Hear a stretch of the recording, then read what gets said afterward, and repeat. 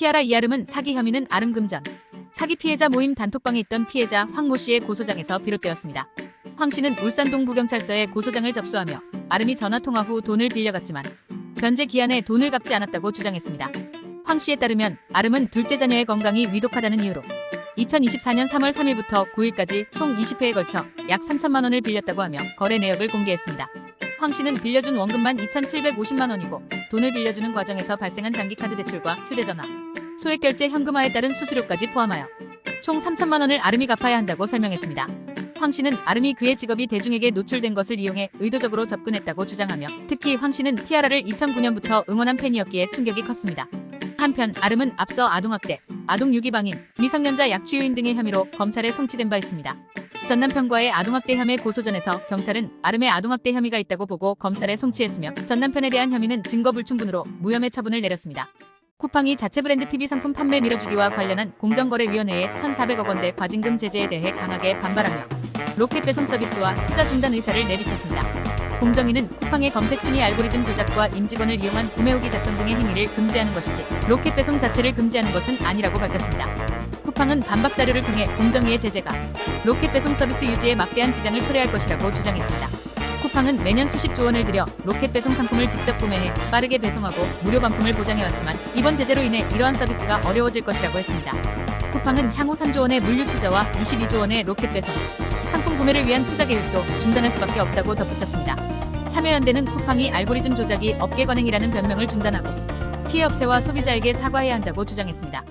기아 노동조합이 만 64세로의 정년 연장과 함께 자녀 출생 시 첫째에게 500만 원, 둘째에게 1,000만 원, 셋째 이상에게 2,000만 원의 경조금을 지급할 것을 요구하고 있습니다. 이는 기존의 셋째 이상 출생 시 500만 원 지급에서 크게 증가한 금액입니다. 또한 직원 환갑 시 축하금 100만 원 지급, 부모 환갑 및 자녀 결혼 시 40만 원, 부모 및 자녀 사망 시 50만 원의 경조사 지원금 지급을 통일할 것을 제안하고 있습니다. 자녀 결혼에 따른 휴가 일수를 기존 4일에서 7일로 확대하고 직원 및 배우자의 환갑과 자녀의 군 입대 시 일간 유급 휴가를 제공해달라는 내용도 포함되어 있습니다. 기아 노조는 올해 임금 및 단체 협상에서 만 60세인 정년을 최대 64세까지 연장할 것을 요구하고 있습니다. 내부 설문조사 결과 응답자의 59.5%가 올해 적정 성과급으로 4천만 원 이상을 요구하고 있는 것으로 나타났습니다. 이에 대해 업계에서는 연평균 1억 2,700만 원의 업대 연봉을 받는 기아 노조가 과도한 혜택을 요구한다는 반응이 나오고 있습니다. 이러한 요구는 자동차 업계와 회사 내부에서 논란이 될 수 있습니다. 현대자동차 노동조합이 파업 준비에 들어갔습니다.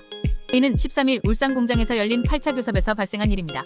회사 측은 기본급 10만 1,000원 인상, 병영성과급 350%와 1,450만 원 지급, 글로벌 누적 판매 1억 대 달성 기념으로 품질 향상 경력금 100%와 주식 20주 지급 등을 제시했으나 노조는 이를 기대에 미치지 못한다고 판단했습니다.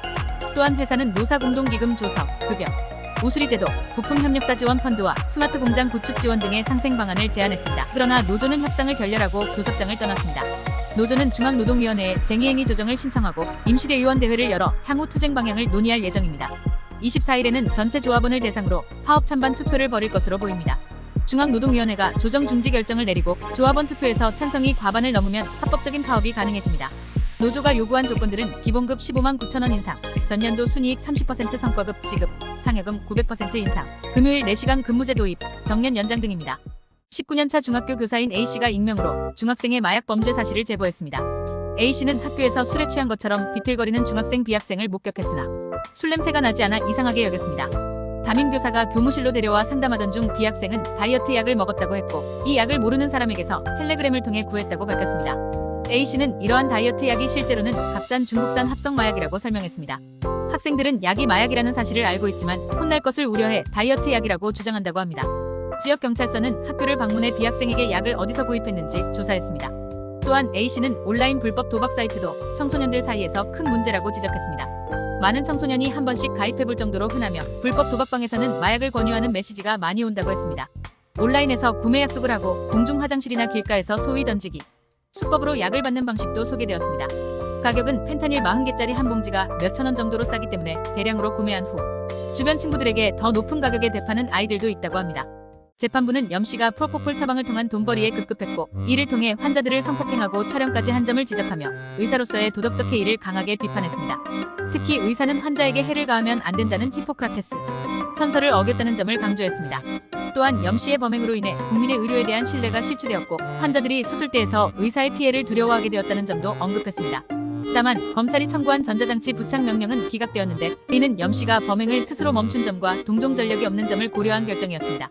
염 씨는 지난해 8월 롤스로이스 운전자 신모 씨에게 프로포폴과 미다졸람을 혼합 투여하고 진료기록부를 허위로 작성한 혐의도 받았습니다. 신 씨는 이 사건으로 특정범죄 가중처벌법상 도주치사 등 혐의로 1심에서 징역 20년을 선고받고 2심 재판 중입니다. 압구정 롤스로이스 사건과 관련된 성형외과 의사 연모 씨가 마약류 불법 처방과 환자 성폭행 혐의로 1심에서 징역 17년을 선고받았습니다. 서울중앙지법 형사합의 30부는 염 씨에게 징역 17년과 벌금 500만 원, 추징금 792만 원, 5년간 보호관찰을 명령했습니다. 한국의 G7 주요 7개국 가입 논의가 확산되고 있습니다. G7은 현재 미국, 영국, 독일, 프랑스, 일본, 이탈리아, 캐나다로 구성되어 있으며 전 세계 경제 및 국제 질서의 중요한 방향성을 제시하는 다자 협의체로 평가됩니다. 최근 미국의 전략국제문제연구소 CSIS는 G7을 한국과 호주를 포함한 G9으로 확대해야 한다고 제안했습니다. 이는 G7의 영향력이 감소하고 현 체제가 유럽에 편중되어 있다는 한계를 보완하기 위한 것입니다. CSIS는 G7의 아시아 대표 국가가 일본뿐이며 개발도상국의 목소리도 배제되어 있다는 점을 지적하며 한국과 호주의 신규 가입을 통해 글로벌 거버넌스를 선도할 수 있다고 주장했습니다. 한국은 신흥기술 공급망을 보호하는 데 중요한 역할을 하고 있으며 일부 G7 회원국보다 우수한 성과를 보이고 있다고 강조했습니다. 이에 따라 EU 관련 기구의 회원 자격을 통합해 G7의 유럽 회원국 수를 조정할 것을 제안했습니다. 미국 내에서 한국의 G7 가입 논의는 초당적으로 나오고 있습니다. 최근 바이든 대통령의 최측근인 롱클레인 전 백악관 비서실장이 한국과 호주를 포함한 G9 체제를 재점화했습니다. 가상화폐 테라루나 붕괴 사태와 관련해 테라폼랩스와 권도영 씨가 미국 증권거래위원회 SEC와 44억 7천만 달러 약 6조 1천억 원 규모의 환수금 및 벌금 납부에 합의했습니다. SEC는 2021년 11월 권도영 씨와 테라폼랩스가 테라의 안정성에 대해 투자자들을 속여 거액의 투자 손실을 입혔다면서 민사소송을 제기했습니다. 배심원단은 테라폼랩스와 권도영 씨가 투자자들에게 거액의 손실을 입힌 혐의에 대해 SEC의 손을 들어줬습니다. SEC는 이 사건과 관련해 52억 6천만 달러의 불법 이익 환수금과 벌금을 부과해야 한다고 주장했지만 최종적으로 44억 7천만 달러로 합의되었습니다. 권도영 씨는 도피 중이던 지난해 3월 몬테네그로에서 여권 위조 혐의로 체포된 후 현재까지 현지에서 구금 상태에 있습니다. 미 뉴욕 검찰은 권 씨를 증권 사기, 통신망 사기, 상품 사기, 시세 조종 공모 등 8개의 혐의로 재판에 넘겼습니다. 한국에서도 기소된 상태인 권 씨의 신병이 어디로 인도될지는 아직 결정되지 않았습니다. 조앤 윌리엄스 미국 캘리포니아 주립대 법대 명예교수가 한국의 저출산 문제에 대해 발언한 내용이 다시금 화제를 모으고 있습니다. 그는 돈을 준다고 아이를 낳지 않는다며 단순한 현금성 지원만으로는 저출산 문제를 해결할 수 없다고 지적했습니다. 윌리엄스 교수는 한국의 청년들이 아이를 원하지 않는 것이 아니라 아이를 낳을 수 없는 환경에 처해 있다고 언급했습니다. 그는 한국의 현재 노동 방식이 아이를 낳고 기르기에 매우 어렵다는 점을 강조했습니다.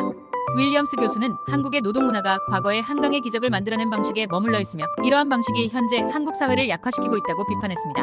일과 가정의 양립이 어려운 노동 환경을 개선해야 한다는 주장을 펼쳤습니다. 또한 윌리엄스 교수는 경력 단절 문제도 지적했습니다. 자녀 양육을 위해 경력을 포기하는 상황은 국가 경제에 큰 손실을 초래하며 이는 비정규직 문제와도 연결된다고 보았습니다. 한국이 젊은 여성들을 훈련시키고도 엄마가 된 이후 노동시장에서 밀려나는 상황을 개선하지 않으면 경제적으로 큰 손실을 입게 된다고 경고했습니다. 올해 한국의 합계 출산율은 0.6명대일 것으로 전망된다. 광진구 구청장은 오는 7월 4일 구청 대강당에서 개그맨이자 경제 유튜버인 황현희를 초청해 MZ세대를 위한 경제 콘서트를 개최합니다. 이번 특강은 재테크에 관심이 높은 MZ세대, 특히 사회초년생인 20, 30대를 대상으로 올바른 투자 방법을 전수하고 금융자산 형성에 도움을 주기 위해 마련되었습니다. 강의에서는 주식, 상장지수 펀드 ETF, 개인종합자산관리계좌 ISA, 퇴직연금 IRP 등 다양한 재테크 방법을 소개하며 상품별 특징, 장단점, 위험성 등 핵심 정보를 다룹니다. 또한 개인 투자 성향에 맞춘 합리적인 재테크 방안도 함께 알아볼 수 있습니다. 강사는 재테크 전문가로 유명한 황현희 씨로 성공적인 주식 투자로 100억 원, 자산가가 된 비결을 생생히 전할 예정입니다. 황현희 씨는 KBS 공채 개그맨 출신으로 재치 있는 입담을 통해 강의를 재미있고 유익하게 진행할 것으로 기대됩니다. 강의는 오후 7시부터 2시간 동안 진행되며 수강료는 무료입니다. 관심 있는 누구나 신청할 수 있으며 참여 희망자는 오는 2일까지 광진구청 누리집에서 온라인으로 신청하면 됩니다.